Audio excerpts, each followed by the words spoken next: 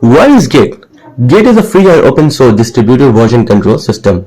So now it brings us to the question, what is version control system?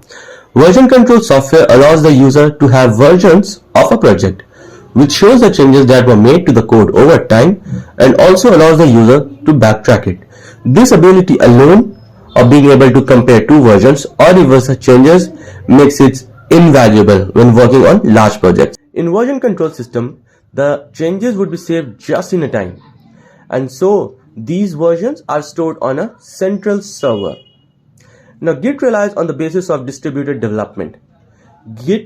Every Git working directory is a fully fledged repository with complete history and full version tracking capabilities. Git allows a team of people to work together, all using the same files, and it helps the team to cope with the confusion that tends to happen when multiple people are editing the same file. So, get started with Git.